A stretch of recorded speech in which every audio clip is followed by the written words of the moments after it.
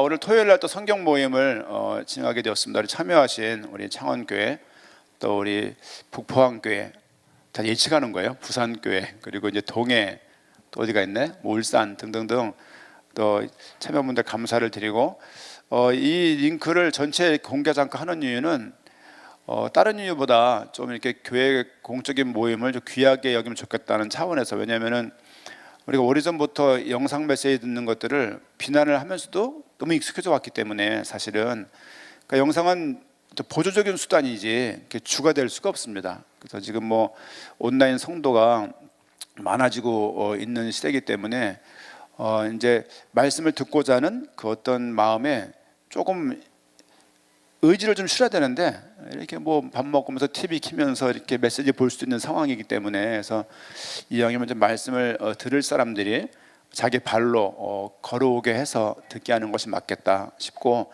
혹시 못 들은 분들은 또 각교 전사님들을 통해서 들으면 좋겠다, 뭐 그런 생각들을 하는 가운데 있습니다. 오늘은 그 네 번째 모임인가요? 우리가 네 번째 모임인가 그런데요. 우리 그 12강 중심으로 12강이죠? 10강이 아니라 중심으로 하고 있기 때문에 1강이 성경의 복음입니다. 성경의 복음. 그래서 한국에 나와 있는 신앙 성경 공부 교재가 참 많아요. 교보문고 한번 가서 보세요. 저도 대학 때 이제 그때 많이 88학번이니까 재료가 많이 없던 시대였기 때문에 뭐 내비게이터랄지 CCC랄지 각 선교단의 교재들을 어렵게 구입해서 막 공부했던 기억이 나고, 그다음에 내비게이터 내용들도 꽤 배웠고 전달했던 기억도 나고, 뭐 그러면서 거기서 그리스도인의 삶 뭐 그런 내용이 있었어요. 사관가 막 그때 막 얼마나 큰 은혜가 있었는지, 그 대학교 2학년 때였어요 이제. 그래서 그런 좀 목마름이 주셨던 것 같아요. 그래서 우리 1강에서는 성경에서 말하고 있는 핵심이 뭐냐, 성경에서 말하고 있는 많은 말이 있는데, 왜냐하면 2000년 이상의 글들이 모여 있으니 얼마나 주제가 많겠어요. 2000년 안짝에 홍길동전, 장하홍련전, 춘향전, 뭐 흥부전, 이거밖에 모르네 제가. 또 뭐가 있나요? 뭐 등등등, 뭐 안중근 얘기, 윤봉길 얘기, 이순신 얘기, 강감찬 이야기, 광개통대왕 얘기 다 들어가요. 그러니까 얼마나 많겠어요 그게. 조선왕조실록을 500년사를 쌓아놓으면 높이가 몇 층이라고 그러더라고요. 이게 웬만한 고층 건물 다 넘는데요. 왜? 500년 그 실록을 적었으니 얼마나 많겠어요. 그런데 2000년 역사 1445년도에 출애굽을 해서 AD 96년 거기 요한계시록 쓸 때까지 거의 그 기간 동안에 성경을, 사실 얘기는 더 넓은 거고요. 왜냐하면은 그 창조부터 나오니까 사실은. 그러면은 최소한 4000년을 잡으면 한 6000년간의 기록 내용들을 우리가 보는 건데, 얼마나 그 많은 얘기가 나오겠어요. 얼마나 많은 인물이 나오겠어요. 얼마나 많은 그 테마가 나오겠어요. 예를 들면. 근데 그 모든 것들이 다 연결되어 가지고 교집합되는 어떤 부분이 있는데, 그 부분이 성경에서 말하고 있는 핵심이라고 말을 할 때 그걸 알아야 되는 거죠. 공부할 때 뭘 알아야 돼요? 핵심을 알아야죠. 뭐 구구단 신나게 외우는데 뭔 내용인지 모르면 못할 거 아니에요. 그런 것처럼 성경에서 말하고 있는 그 핵심이 뭐냐? 그게 복음이다. 그 말을 좀 하고 있는 거고요. 그 복음이 뭐냐? 복음이 예수가 그리스도라는 이것이다라고 성경에서 방향과 어떤 하나로 쭉 꿰일 수 있는 단어가 이겁니다. 그렇죠? 그리고 성경의 복음에서 말하고 있는 걸, 인간이 어떤 존재냐? 인간이 복받은 존재다. 그러니까 복받은 존재, 예. 그러니까 이런 의미가 아니라 좀 곰곰이 생각을 해보게 되면, 그렇죠? 사탄에게 허락하지 않았던 그 구원의 기회를 인간에게 허락해 주셨고, 또 그 이전에 그 인간을 왕적인 존재로, 영적인 존재로 하나님께서 인간에게 약속을 맺을 만큼 사랑하셔서 우리를 구별했다는 것이죠. 그것도 우리가 알기 전에. 이런 내용들. 예를 들면 우리 도원이 날 때 이름을 먼저 줬습니다. 먼저 도원이 하자. 도원이 합시다. 막 그랬어요. 널리 펼칠 빛을 또 은혜은 이렇게 하고, 이름 적어놓고 이제 한번 찾았었는데 그 돗자리를 쓸 수가 없어요. 너무 획수가 많아갖고. 그래서 어쨌든 이름을 제가 저희 부모가 먼저 줬어요. 우리가 먼저 걔 이름을 미리 지은 거죠, 이렇게. 그래서 뭐라고 말할까요? 뭐 예작 그러나요? 이렇게 미리 정한 거죠, 이렇게.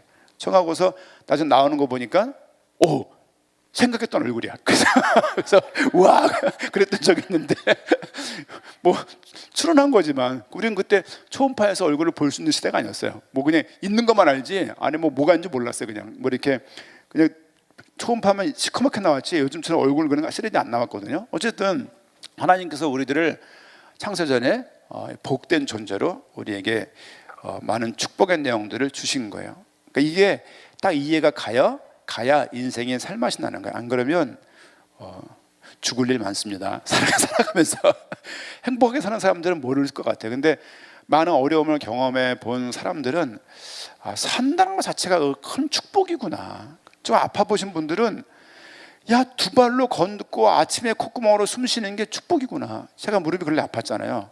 근데 무릎이 아프니까 4층 올라가는 게요 한참 걸려요. 등에 막 땀이 나고 내려갈 때도 이렇게 막 쿵! 이러고 또 혼자서 가만히 있고 주소리가 나와서 뭐 하시냐고 그러고 이게 무릎 나니까 또 막 또 뛰어댕겨요. 참.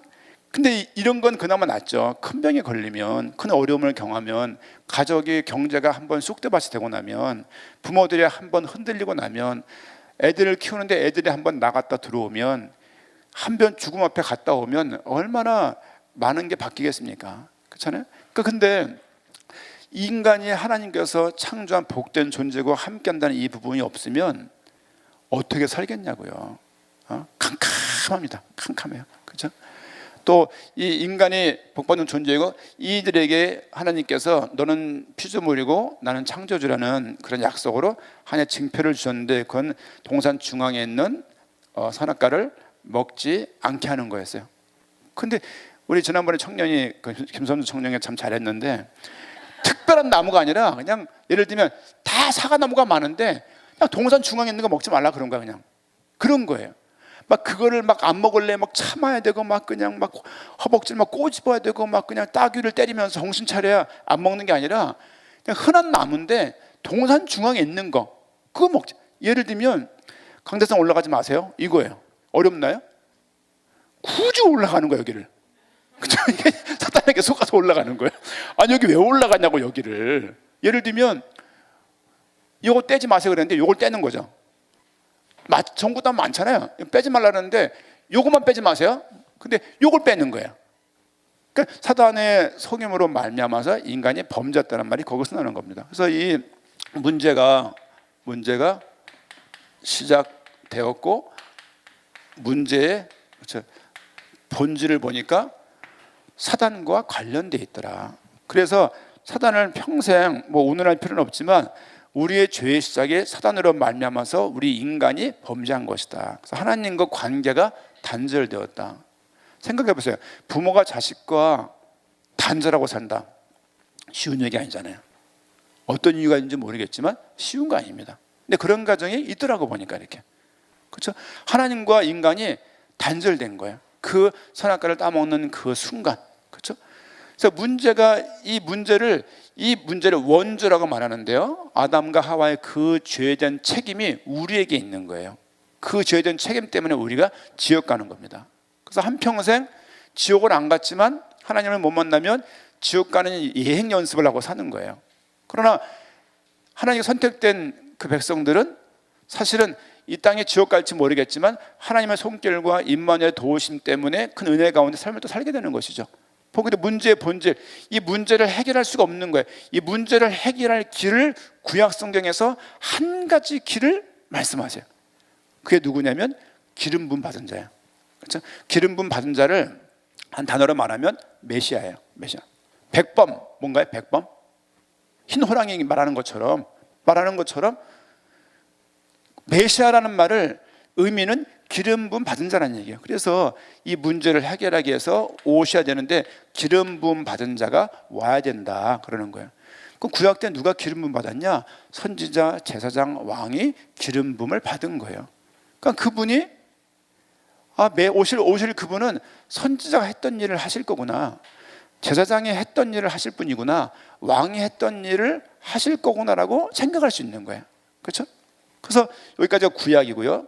그래서 신약 성경을 보니까 예수님의 삶을 보니까, 왜 사복음서에 예수님에 대해서 나오잖아요. 예수님 탄생이 나오고 그분의 십자가의 죽음이 나오고 부활이 나오고 승천이 나오는데, 예수님 삶을 보니까 예수님이 그리스도가 맞네, 이렇게 되는 거죠. 아, 예수님이 구약에서 말했던 그 그리스도가 맞아. 그 기름 부음 받은 자가 했던 선지자 역할, 제사장 역할, 왕의 역할을 이분이 한 게 맞네 라고 하는 게 사복음서예요. 그렇죠? 사도행전을 넘어가니까 예수님의 승천을 하게 돼요. 그렇죠? 예수님이 그리스도라고 믿는 그, 맞죠 지금요? 이 사람이 예수님을 그리스도라고 믿는 믿음을 가지고 살 수 있는 것이죠. 예수님이 그리스도인 거 아는 사람들이 예수님을 그리스도라고 믿는 믿음 가운데 한 인생을 쭉 살게 되는 거예요. 그 예수를 그리스도라고 믿는 사람이 하는 말이 예수 그리스도인 거예요. 그렇죠? 이 사람들이 하나님께서 구별한 사람들이에요. 그렇죠? 성도가 어떻게 살아갑니까? 말씀 가운데 순종하면서 살아가는 거예요. 100% 순종할 수 있냐?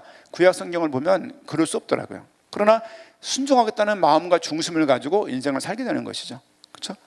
또 성경의 전도, 순종하면서 이 복음이 뭐냐면 예수님이 그리스도라는 그 사실을 전달을 해야 되는 거예요. 생각을 잘 해보세요.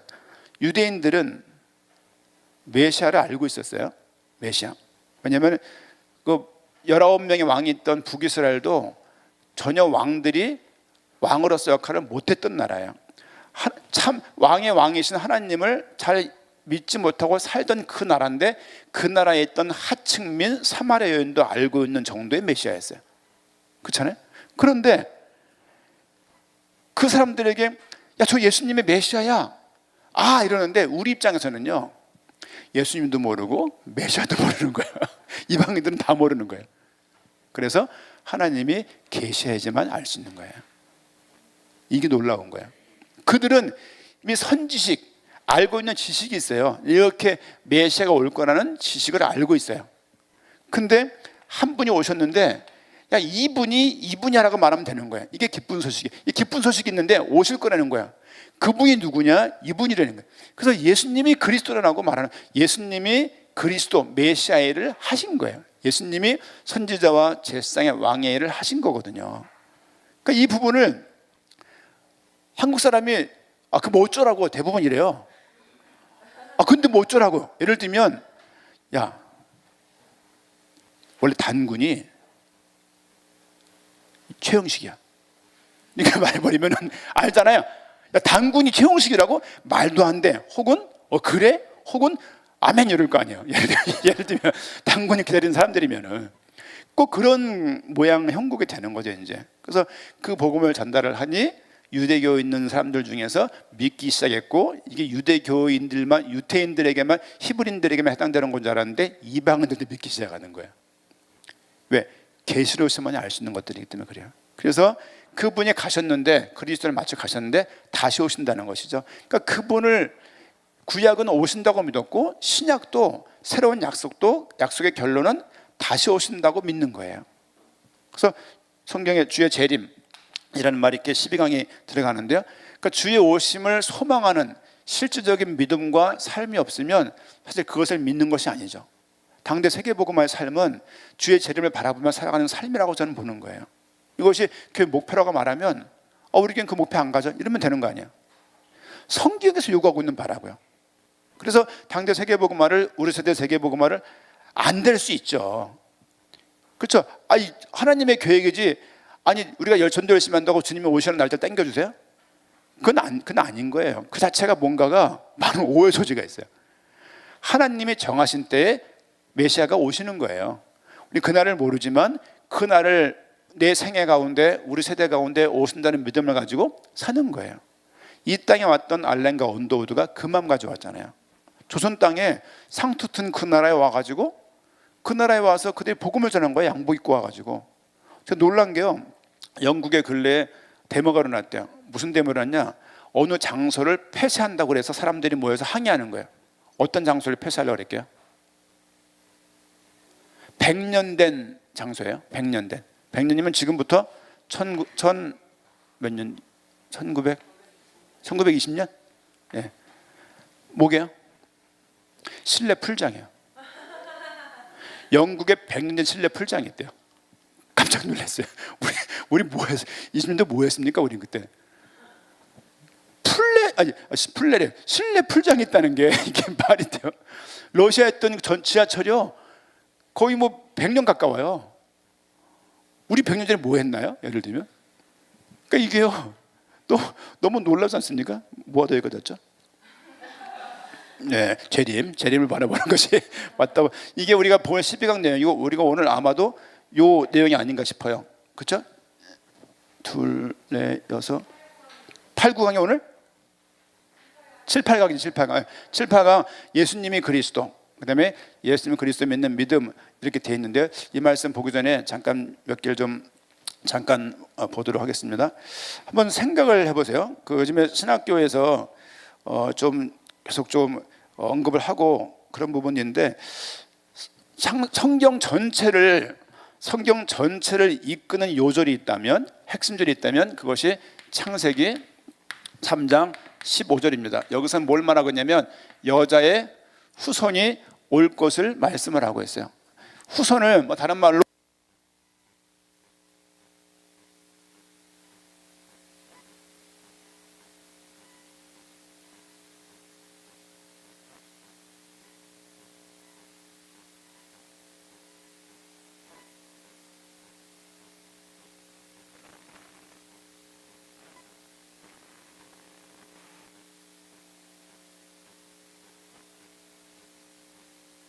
네, 됐습니다. 네, 잠깐 마이크 빠졌습니다. 네.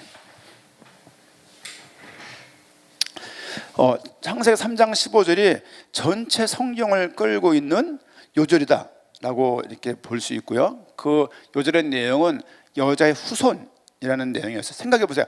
아담과 하와가 범죄하여서 해결책으로 말씀하시는데 여자의 후손이다. 너무 생뚱맞는 얘기인 거예요. 독자 입장에서는 뭔 얘기야? 창세기 그것만 있으면 이게 무슨 얘기야? 이해가 잘 안 가는 거야. 자, 아담과 하와가 죄를 범했는데 어떤 조치를 취해야지 여자의 후손이 올 것이다. 여자의 후손은 뭘 말하고? 그리고 지금 이 상황에 맞는 얘기냔 말이에요. 그렇죠? 아니 장군이 와도 될까 말까고 어떤 해결할 분이 와도 될까 말까인데 아니 여자의 후손이 오겠다는 이 말씀을 툭 던져놓으신 거야. 이 이야기를 누가 쓰냐? 이 이야기를 모세가 쓰는 거예요. 모세가 출애굽한 이후에 하나님의 계시에 의해서 그 내용들을 써나가는 거예요. 물론 일반 학자들은 많은 구전들 내용들이 있었고 그런 것들이 문서화 되어졌고 그 문서들이 짜집지가 되어졌고 누군가에 의해서 정리 배열이 되어졌고 누군가에 의해서 교열 교정이 되었을 것이고 누군가에 의해서 하나의 스토리를 만들었다는 말을 많이 합니다. 저희는 그렇게 믿고지 않습니다. 하나님께서 이 말씀을 계시하셨고 그 말씀을 썼다고 하면 돼요. 그렇죠? 중요한 것은 이 시 이야기 이후로 계속 나오는 얘기가 뭐냐면 예를 들면 아브라함의 그렇죠? 아브라함의 씨, 아브라함의 자손, 아브라함의 후손 이런 말들이 많이 나오고요. 특별히 이삭의 씨도 나옵니다. 그렇죠? 하지만 다윗의 씨 이런 말도 성경에 실제 나오고 있고 또 조금 넘어가게 되어지면 우리 룻기서 같은 걸 보면은 실제 룻과 보아스를 통하여서 씨가 또 이어지는 장면들도 귀염 물을 자, 그렇죠? 물은다는 말 아시죠? 장계도다가 아차 한 판 물러 이런 거 있잖아요. 한 수 물러 이런 것처럼 진행되었던 것들을 물러주는 거예요. 이렇게 그런 레위기 율법이 있었는데 자손을 잇게 하기 위한 유대인들이 가지고 있는 독특한 율법이고 그들 문화인 거예요. 이렇게 그렇죠? 이런 부분들이 쭉 보게 되어지면 그래서 씨라는 내용들이 계속 나오고 마태복음 1장 1절에서 뭐라고 못을 받고 있냐면 아브라함과 다윗의 자손, 그렇죠? 아브라함과 다윗의 씨 이렇게 말이 되는 거예요. 그 족보에 대한 걸 말을 한다고 하면서 그분에 대한 얘기라고 말을 하면서 마태복음이 진행되는 장면들을 실제 볼 수도 있습니다. 그러니까 이런 부분들을 성경에서 계속 보면 되어지고요. 또 이 부분을 위해서 계속 신약까지 이 씨와 후손과 자손에 대해서 계속 이어지는 거예요. 여기던 예언들이 한두 가지가 아닙니다. 좀 아까 주수와 간사 통해서 300가지 예언 그 네이버 검색해서 한번 보내드렸는데 각 교회들 좀 보시길 네이버 검색하시면 됩니다. 다 나오는 얘기들이니까 그걸 보면 되고, 그리고 구약을 보게 되면 어떤 그 상징적인 얘기가 자꾸 나오냐면 기름을 붓다는 얘기가 자꾸 나와요. 기름을 붓다는 장면이 말이 많이 나오는데, 이 말의 뜻은 말의 히브리어는 마샤 이렇게 나와요. 마샤가 뭐냐면 기름을 붓다, 기름을 칠하다, 기름을 바르다, 기름을 뿌리다, 그런 의미가 있어요. 성전 기구들을 기름을 발랐어요. 구별을 하는 것이죠. 그리고 돌멩이를 세워서 기름을 발랐어요. 그렇죠? 이런 모든 것들이 기름을 붓다는 마샤라는 말이 등장하기 시작해요. 그러면서 아담으로 시작했던 그 인간의 시작이 아브라함 때에 이르러서 이삭과 야곱으로 이어지면서 야곱 때 70명의 가족들이 이미 애굽에 팔려가 있던 그 요셉에게 전체가 가서 그들과 더불어 함께 애굽에서 살게 되어지는 거죠. 400년 있으면서 많은 것들을 잊어버렸을 거예요. 많은 것들을 상실했을 거예요. 근데 그들이 그 속에 있으면서 200만이라는 너무 창대한, 아브라함이 말했던 것처럼 헤아릴 수 없을 정도의 인구로 그들이 성장하는 것들을 볼 수가 있습니다. 이건 모든 역사가들이 동의하는 부분이에요. 진보적이든 보수적이든 간에 200만쯤 될 것이다.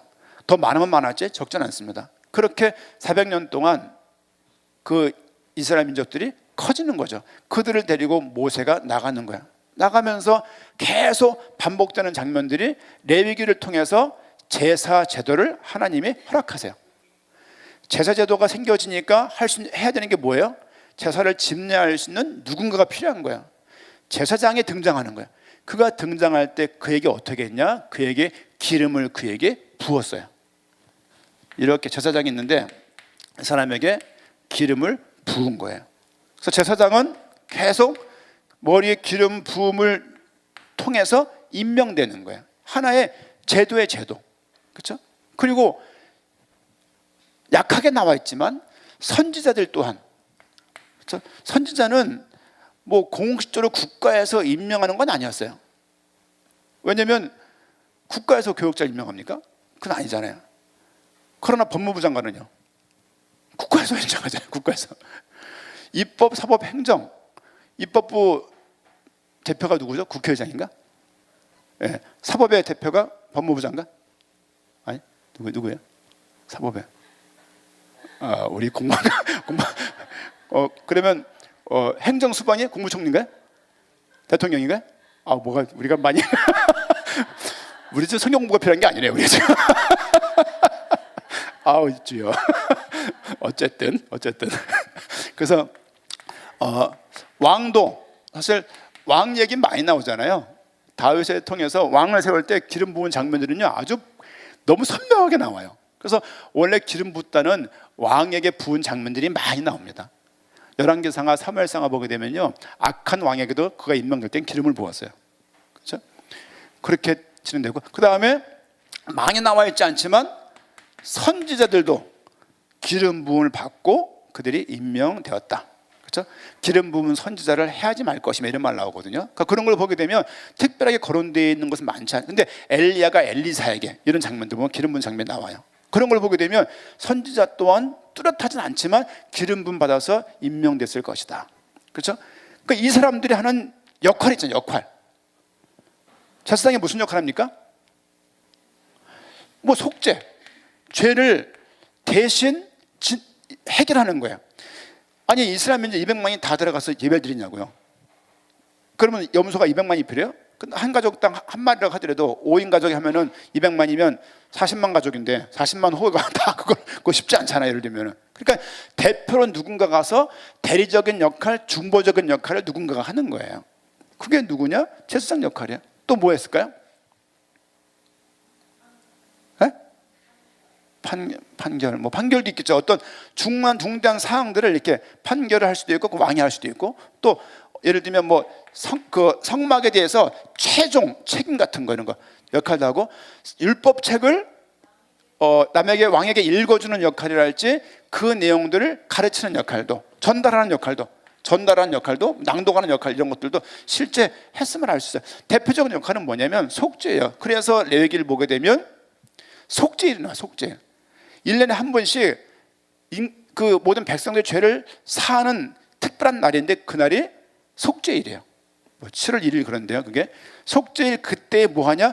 대제사장이 자기의 몸을 정결케 한 다음에 율법에 맞게 다 동물을 분해해서 나가서 그 안에 성소를 통같이 성소에 들어가서 시은 자 언약궤에다가 그걸 붓는 거죠. 붓고 예산에다 맞춘 다음에 나오는 거예요. 그렇게 하면 백성들의 죄가 사해지는 거예요. 백성들의 자신의 죄를 해결하려고 한 행위가 아무것도 없었어요. 물론 카톨릭에서는 이래가지고 고해성사 만들었지만 우리는 그걸 인정하지 않고요. 그래서 그 죄를 통해서 백성들의 죄를 사해진 것처럼 이것이 뭘 예표한다고요? 예수 그리스도의 속죄를 예표한다고 말씀을 드리는 거예요. 그렇죠? 그러니까 그 제사장 역할들을 기름 부은 제사장이 이런 직무를 하는 거예요. 그러면 왕이 무슨 직무를 하냐? 대표적인 게 백성들을 보호하는 거예요. 예를 들면 구원자 역할. 이 어려움 속에서, 이 고난 속에서 구원할 구원자 역할을 누가 했냐? 왕이 하는 거예요. 여기에 그래도 해당됐던 대표적인 왕이 다윗인 거예요. 다윗. 그렇죠? 보호했고 그들에게 뭘 했죠? 네?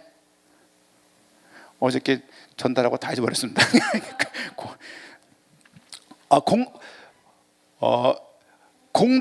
공동체를 통치하는 역할. 그렇죠? 자기 나라를 통치해주는 역할들을, 그러니까 왕은 통치하고 보호하는 역할을 하는 것이죠. 그렇죠? 이런 부분들. 선지자는요, 하나님 말씀을 전달.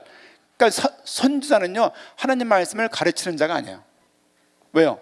말한 거 옮기는 사람이에요. 아멘 그러면은 아멘 그러는 거예요. 하나님이 아멘 그러면 아멘 그러는 거예요. 왜? 그 내용을 똑같이 전달하는 거예요. 컨트롤 C, 컨트롤 V. 그렇죠? 마음을 감동화해가지고 그렇게 말씀을, 그러니까 제사장도 가르쳤지만 다른 가르치면 말씀을 가르치는 것이고, 하나님 말씀을 전달하는 거예요. 지금요, 하나님 말씀을 받은 것을 직통기생을 전달하는 거예요. 그런 의미에서 지금 선지자 역할이 있다 없다? 현실 속에 있어 보여요. 근데 없다 라고 저는 배웠습니다. 이미 오래전에 특별계시 성경 이외에는 계신 더 이상 없다, 이렇게 배웠고 저게 맞다고 생각합니다. 그래서 어제 하나님이 말씀하셨는데 이런 부분 들을 때마다 뜨끔뜨끔하고,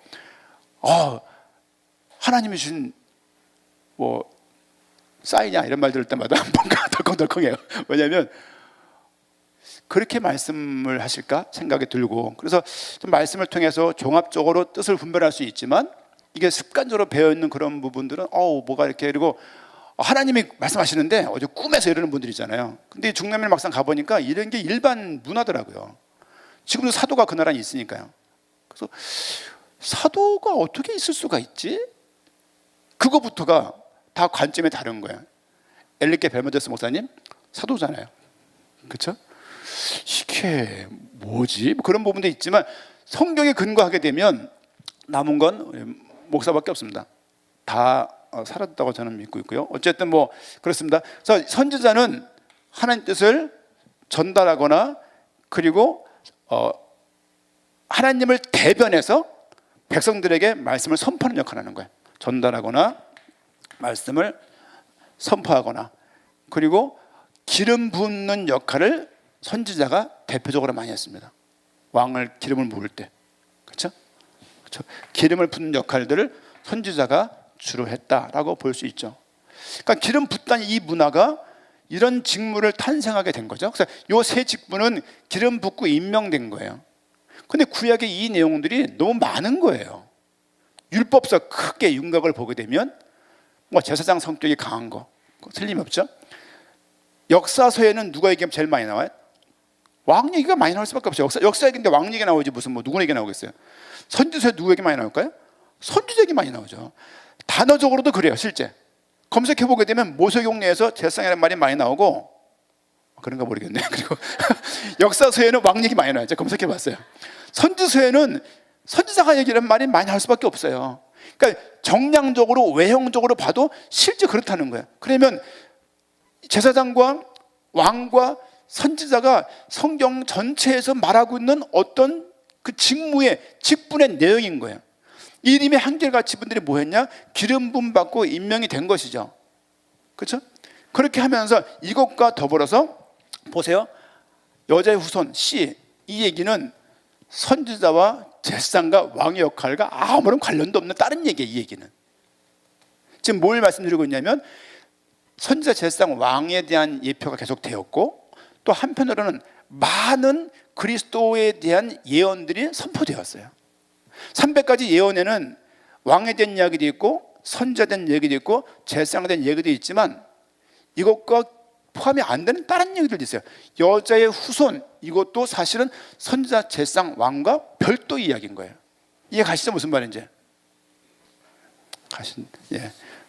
어제 잠을 자다가 하나님 예언하셨네. 잠을 자다가 새벽에 있겠는데 말씀을 뭘 전해드려야 되나 생각하는데 혼자 궁금한 거야.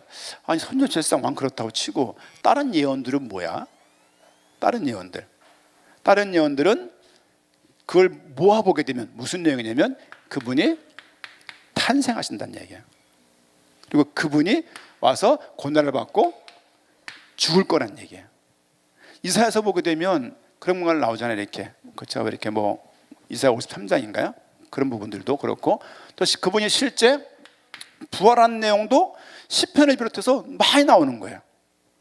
또 그분이 승천할 내용도 구약에 많이 나오는 거예요. 이 이야기들은 선지자, 제사장, 왕과 연결된 이야기도 있고 별도 이야기도 있어요. 새 직분을 구약에서 예표하시고 많은 예언들을 통해서 그리스도가 오신다는 것을 예표하신 거예요. 저자가 출판 회의하지 않고 다른 지역에서 다른 문화에서 시간을 달리해서 앞에 글을 참고하지 않고 글을 썼는데, 그 글들이 다 연결되어서 어느 하나 방향을 갖게 됐다. 우연하게. 그렇게 생각하지 않습니다. 하나님이 최종 저자가 한 명이었다. 하나님이 하셨구나라고 믿으면 너무 끝나는 내용들이에요. 근데 이것이 안 믿겨지는 분들이 사실 많이 있죠. 여러분, 성경을 보게 되면 뭐 한두 가지가 아닙니다만은, 지금 주님께서 모세오경 많이 말씀을 드리는데 이렇게 한번 설명할까요? 예를 들면 쉽게 병원이 있는데 여기 가까운 병원에 원장이 3명 있어요. 같은 병원 한 내. 예를 들면 이렇게 설명할게요.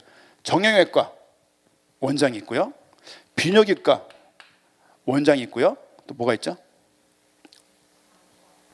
뭐 이비인후과, 내과가 있다고 싶습니다. 내과 세. 이분들을 임명할 때 기름 부음 부었다고요. 원장을 할 때 이렇게 부은 거야. 이렇게 부어가지고 이 병원에 와 있는 거야. 그들의 역할들이 다른 거죠. 이렇게 직무가 다른 거예요. 선지자, 제사장, 왕이 꼭 뭐 얘가 좀 그렇지만 뭐 입법, 사법, 행정도 할 수 있고요. 이렇게 예를 들면 그들을 임명할 때 기름을 부었어요. 근데 그 자체가 기름을 붓는 그 자체였지만, 이것들이 시간이 지나가면서 어느 상황이 이르면서 이것이 메시아를 예표하는 어떤 사실로 그 계시가 점점 확산되고 발전되는 거예요. 발전되어지면서 나중에는 유대인들에게 기름을 붓다 마샤, 기름을 부음 받은 자, 메시아라는 말이 출현하게 되는 거예요. 구약에 있는 모든 사람들은 메시아를 기다린 거예요. 그래서 구약에서는 한글로 말씀드렸잖아요. 메시아란 말이 없다고요. 근데 기름 부음 받은 자란 말은 많이 나와요. 그 말이 메시아란 말이에요. 그렇죠? 우리는 메시아란 말이 기름 부음 받은 자란 말과 조금 거리가 있다고 생각하는데, 원래는 메시아란 말보다 기름 부음 받은 자 이렇게 되는 거예요. 예를 들면 입법의 최고 대표자 누구예요? 대통령인가요? 국회의장 말하면 해결될 것을, 왜 있잖아 그거 국회의원들 많이 모였는데 막 의논을 해가지고 입법을 정할 때 그 대표, 왜 있잖아 그 법 정하는 사람들, 그 기름 부은 그 사람, 말이 복잡하잖아요. 국회의장 그러면 끝나는 거잖아요. 기름 부음 받은 사람 말보다 메시아 이게 더 빠르잖아요. 메시아. 우리 입장에서는 이게 히브리어니까, 이게 아람어니까 그냥 메시아라고 말할 때 우리는 메시아라고 말하면 한 번 더 생각해야 돼. 아, 기름 부음 받은 자를 생각하지만 히브리인들은 그냥 그대로 그냥 기름 부음 받은 자야 이게. 단어가 우리가 읽을 때 그 메시아라는 얘기지. 우리 뭐 주설인데 모르겠는데 주설 무슨 뜻입니까? 설이? 왜 있잖아 그 진장에 사는 그 눈 오는 날 태어난 그 아이, 설자 눈설자예요. 눈 오는 날 태어났대요. 그렇죠? 왜 있잖아 그 눈 오는 날 태어나네. 한국에서 공부 안 해. 복잡하잖아요. 아, 주설이 이러면 간단하잖아요. 이런 것처럼 메시아라는 그 말은 원래 기름 받은 자 이런 얘기인 거예요. 누가 기름 부음 받았는데 왜 선자도 받았고 제사장 받았고 왕도 받았네. 아, 그러면 이 사람도 기름 부음 받은 자라면 이 사람이 이 역할들을 감당할 사람이겠네 라고 계시가 확정되는 거예요. 이렇게. 아유, 어렵진 않죠? 그러니까 그 메시아가 오시면 선지자의 직무를, 제사장의 직무를, 왕의 직무를 그분이 하시는 거예요. 진짜 그런가? 그러네 라고 말하는 책이 신약입니다. 신약이에요. 그래서 예수님의 삶을 보면서 예수님이 메시아 그리스도가 맞네 라고 말하는 거예요. 아, 그리스도가 맞네. 그렇죠? 구약말로, 우리 신약말로는 이렇게 크리스토스, 그래서 이렇게 이게 그리스도 약서 전부 이렇게 쓰기도 하는데 이게 X란 말 좀 부정적이어서 영어 표현 크라이스트 이렇게 표현을 합니다. 예수 그리스도라고 이렇게. 사실은 이 그리스도라는 말이 그러니까 크리스토스 이 말인 거예요. 그러니까 이게 뭐 크리오라는 말이 있는데요. 그 말은 기름 붓다는 또 헬라어 말이에요. 이거 뭐 복잡한 얘기니까. 어쨌든 구약말로 메시아, 신약말로 그리스도라는 말이 신약말로는 무슨 뜻이냐? 기름 부음 받은 자라는 얘기예요. 그래서 이거는 메시아는 종교적인 얘기가 아니라 이스라엘 백성들이 삶 자체에서 바라봤던 그 하나의 자기 민족을 구원할 왕이었던 거예요. 그래서 메시아 대망 사상이 이스라엘 민족에게 다 있는 거예요. 왜? 민족적으로, 생활적으로, 문화적으로 그들은 다 그분을 기다렸어요. 근데 왔는데 왕으로 왔다고 생각했는데 와가지고 전달하고 계신 거예요. 와가지고 내가 누군지를 전달하는 거예요. 아니, 왕 역할을 짜장 강압적으로 하면 좋겠는데 그렇게 안 하시는 거예요. 그래서 그걸 보면서 하나님께서 이 땅에 인간으로 오셔서 무슨 역할을 했다고요? 기름 부음 받은 자의 역할을 하셨다고요. 그게 선지자 역할, 제사장 역할, 왕의 역할을 했다고 말을 하는 거예요. 그러니까 이게요, 선지자, 제사장, 왕만 말하는 게 아니라 이거 외에도 예언이 많다고요. 그 예언들은 전부 다 뭘 의미하냐? 그분이 탄생하실 것이고, 그분이 죽을 것이고, 그분이 부활할 것이고, 승천할 것이고, 신약에서는 그분이 다시 오신다. 다시 오시면 한 글자는 뭐예요? 아니, 한 글자래, 단어로 재림이에요. 우리가 한문 쓰는 문화니까. 한문 안 쓰는 문화였으면 그렇게 쓸 거예요. 아, 기름 부음 받은 자 이렇게. 아니면 뭐 다시 재림이라는 말 없으면 다시 오심 이렇게 말할 거 아니에요. 그런 것처럼 신명기도요. 몇 번 말씀드렸습니다만은 신명기 전에 거듭, 이게 무슨 명자예요? 예, 거듭 말씀하는 거거든요. 거듭, 이 내용을 거듭 말하는 거. 거듭, 신신당부할 때 신자거든 이게요. 매우신이 아니라 아니죠? 그러니까 이 명령을 거듭 말하는 거. 거듭. 그러니까 한문을 안 쓰면 우리 어떻게 말할까요? 뭐 거듭 말한 율법의 이야기 이렇게 말했을 거예요.